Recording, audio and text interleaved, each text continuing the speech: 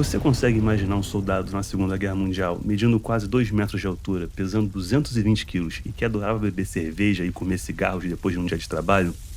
Agora, e se eu te disser que esse soldado não era humano, mas sim um urso pardo? É, e aí, curioso? Pois é, na Segunda Guerra Mundial existiram heróis de todos os tipos. Homens simples que se tornaram soldados, soldados que se tornaram lendas. Mas entre eles havia um combatente diferente de todos os outros. Ele não tinha documentos no bolso, mas tinha um número de série militar. Ele não sabia falar, mas obedecia comandos. Ele não era humano, ele era um urso pardo. O seu nome era Wojtek, e a sua história parece ficção, mas é completamente real. E para entender como um urso acabou servindo no exército, precisamos voltar a 1941. Após a invasão da União Soviética pela Alemanha, Stalin foi obrigado a libertar milhares de prisioneiros poloneses que estavam confinados em gulags na Sibéria. Desses sobreviventes surgiu um chamado Exército de Anders, uma força improvisada que carregava fome, traumas e saudades de casa. Eles não lutavam apenas contra o nazismo, lutavam para recuperar a dignidade e a própria identidade. E foi em 1942, durante a travessia do Oriente Médio rumo ao Egito, um grupo da 22ª Companhia de Artilharia parou em um vilarejo na cordilheira de Alborz, no Irã. Ali, um jovem pastor apareceu com um saco de estopa que se mexia. Dentro dele estava um filhote de urso pardo, órfão, tão pequeno que ainda nem conseguia abrir os olhos.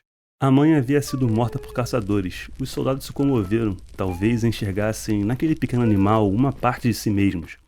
Perdido, afastado de casa, sobrevivendo ao caos da guerra, sem pensar duas vezes, eles o compraram do menino, oferecendo algumas latas de comida, chocolate e uma faca militar.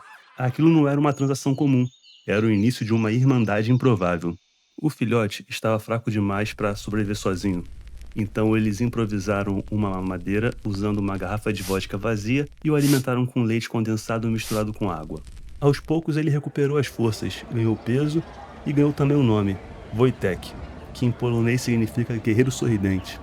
E Wojtek não foi tratado só como um mascote, ele virou parte da tropa. Cresceu vivendo entre soldados, dormindo com eles nas barracas, sendo carregado nos caminhões militares e aprendendo inclusive comportamentos humanos de forma assustadoramente rápida. Ele gostava de lutar wrestling com soldados, sempre tomando cuidado para não machucar ninguém. Além disso, ele adorava viajar com a cabeça para fora do caminhão, como um cachorro gigante e contente. Com o tempo, ele aprendeu a ficar em pé em duas patas, inclusive saudando oficiais com a pata direita e até carregando caixas. E seu apetite, evidentemente, era proporcional ao seu tamanho, comia de tudo. E amava cerveja, bebia direto da garrafa. Também aprendeu a pedir cigarros, só que ele não fumava, ele comia os cigarros acesos. O exército polonês havia ganhado não só um urso, havia ganhado um irmão. Mas a guerra não parou por isso. E em 1944, a 22ª Companhia recebeu ordem para seguir para a Itália e reforçar a linha de frente aliada. Quando chegaram no porto de Alexandria, no Egito, os britânicos barraram o embarque do urso. Nenhum animal pode embarcar em navios militares, o aviso era claro. Para os ingleses, Wojtek era apenas um mascote, mas para os poloneses, ele era um irmão de batalha, era impossível deixá-lo para trás. Então a solução foi bem simples e também genial. Se um animal não pode entrar, e um soldado podia, bastava transformar o urso em um soldado. Wojtek foi oficialmente alistado no exército polonês, recebeu um número de série, documentação militar, rações diárias e até soldo, dá pra acreditar? E quando os oficiais britânicos perguntaram quem é Wojtek Kolowski, os poloneses apontaram diretamente sem hesitar. Ele, o urso. Não houve mais discussão. Wojtek embarcou. E foi na Batalha de Monte Cassino, uma das mais brutais da campanha italiana, que Wojtek se tornou um herói.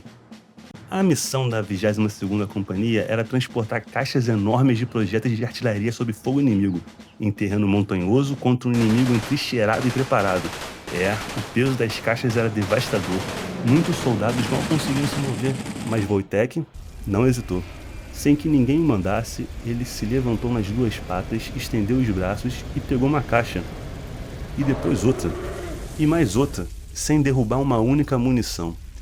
Dia e noite, sob bombardeios, Wojtek trabalhou ao lado dos soldados humanos, carregando projéteis de 45 quilos como se fossem brinquedos.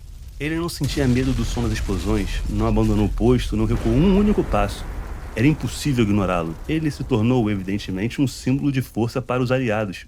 Sua história correu entre os batalhões e ninguém acreditava até ver com os próprios olhos. Depois da vitória, a 22ª Companhia adotou um novo brasão oficial. a silhueta de um urso carregando um projeto de artilharia.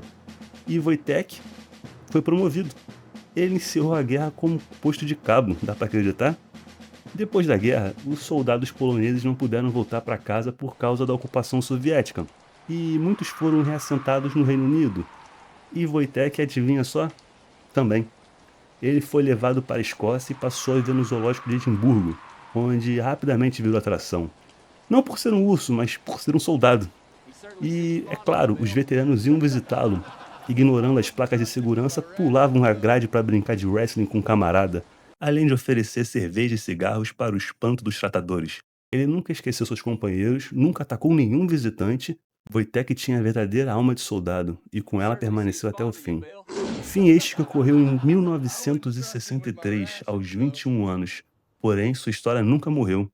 Ele recebeu estátuas, homenagens e um memorial militar. Ele não lutou por patriotismo humano. Ele não carregou munições por obrigação. Ele apenas respondeu ao que a guerra mais exigia das pessoas: lealdade.